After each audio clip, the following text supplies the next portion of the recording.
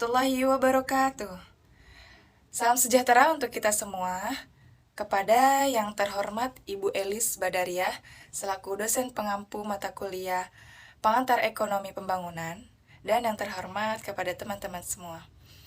Oke, pada kesempatan kali ini, kami dari kelompok 3 yang terdiri dari saya, Simatul Hairiah, sebagai moderator, dan 9 rekan saya yang akan menjadi presentator. Pada kesempatan kali ini, kami akan membahas mengenai pendapatan per kapita sebagai indeks tingkat kesejahteraan dan tingkat pembangunan. Sebelumnya, saya akan sedikit menjelaskan mengenai pendapatan per kapita. Apa sih itu pendapatan per kapita? Pendapatan per kapita merupakan gambaran kemampuan suatu negara dalam sumber daya yang masih potensial untuk direalisirkan menjadi produk nasional. Nah, di Indonesia ini mempunyai banyak sumber daya, namun belum dapat penuhnya mengelola sumber daya itu menjadi produk. Jadi, semakin tinggi kemampuan suatu negara dalam mengelola potensi ekonominya, maka akan semakin tinggi pula tingkat pendapatan nasionalnya. Nah, untuk penjelasan lebih lanjutnya, mari kita simak penjelasan presentator dari rekan-rekan saya ini. Cekidot. Baik, saya akan membahas tentang pendapatan per kapita dan manfaat atau kegunaan pendapatan per kapita. Pendapatan per kapita adalah pendapatan rata-rata penduduk atau pendapatan nasional dibagi dengan jumlah penduduk.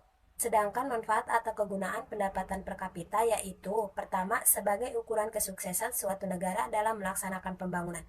Kedua, untuk mencapai tingkat kesejahteraan masyarakat suatu negara. Ketiga, membandingkan laju perkembangan yang dicapai oleh berbagai negara dari masa ke masa. Kelemahan pendapatan per kapita sebagai indeks kesejahteraan bersumber dari 1. Tingkat kesejahteraan masyarakat tidak hanya ditentukan oleh faktor lain. Kedua, ada kelemahan dalam menghitung pendapatan nasional dan pendapatan per kapita. Sebab-sebab kelemahan pendapatan per kapita sebagai indeks kesejahteraan. Faktor non-ekonomi juga menentukan tingkat kesejahteraan. Contoh faktor non-ekonomi adalah adat istiadat suatu masyarakat. Suatu masyarakat harus meluangkan waktunya untuk melaksanakan kegiatan di daerahnya atau kegiatan adat. Padahal sebenarnya waktu tersebut dapat digunakan untuk bekerja dan mencari penghasilan. Di sini saya akan memaparkan slide selanjutnya, yaitu nilai pendapatan per kapita tidak memperhatikan adanya perbedaan antar negara. Misalnya, di negara berkembang, proporsi penduduk berumur muda atau belum produktif lebih besar dibandingkan dengan negara maju. Yang B, distribusi pendapatan. Penghasilan di dalam masyarakat dalam proses produksi, para pemilik produksi akan menerima imbalan sebagai hasil produksi. Yang C, corak pengeluaran masyarakat. D, komposisi pendapatan nasional. Yang E, perbedaan leisure time di dalam masyarakat. Yang F, perubahan dalam masalah pengangguran. Contohnya, pertumbuhan penduduk yang sangat cepat menciptakan banyaknya pengangguran karena meningkatnya jumlah angkatan kerja dan tidak adanya peluang.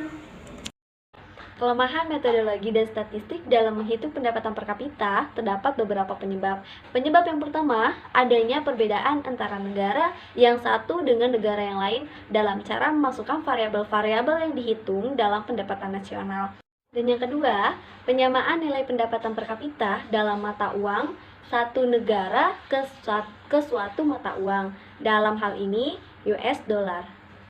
Pengertian angka indeks. Angka indeks merupakan suatu ukuran statistik untuk menyatakan perubahan-perubahan yang terjadi dari waktu ke waktu terhadap nilai suatu variabel atau sekelompok variabel yang dinyatakan dalam bentuk persentase.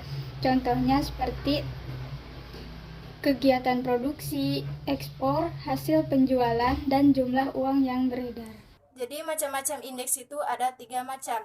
Yang pertama, angka indeks harga atau price relatif, yang berarti suatu ukuran yang menunjukkan tentang perubahan-perubahan yang terjadi pada harga dari waktu ke waktu. Yang kedua, angka indeks kuantitas atau quantity relatif, yang berarti perubahan-perubahan yang tepat pada jumlah komoditas yang dihasilkan atas jumlah komoditas yang dikonsumsi dari waktu ke waktu.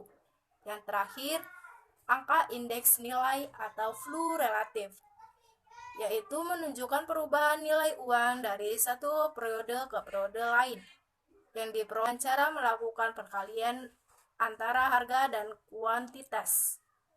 Peran indeks harga dalam ekonomi. Indeks harga merupakan barometer kondisi ekonomi secara umum. Para pemimpin atau manajer selalu dihadapkan pada data-data yang harus diolah, sehingga bisa digunakan sebagai input untuk pengambilan keputusan. Dengan indeks harga, para pemimpin atau manajer dapat mengelola data-data yang ada, sehingga dapat mengetahui perkembangan usaha atau kegiatan yang dilakukan. Jadi kesimpulannya yaitu pendapatan per kapita sering digunakan sebagai tolak ukur kemakmuran dan tingkat pembangunan sebuah negara. Semakin besar pendapatan per kapitalnya, maka semakin besar juga kemungkinan negara itu memiliki tingkat pembangunan dan pendapatan rata-rata penduduk yang tinggi. Pendapatan per kapital adalah pendapatan rata-rata penduduk suatu negara dihitung dari pendapatan nasional dengan dibagi jumlah penduduk pada negara tersebut. Misalnya negara Bahrain yang memiliki pendapatan domestik bruto atau PDB sebesar 33 miliar US dollar. Nilai ini lebih kecil daripada PDB di Indonesia.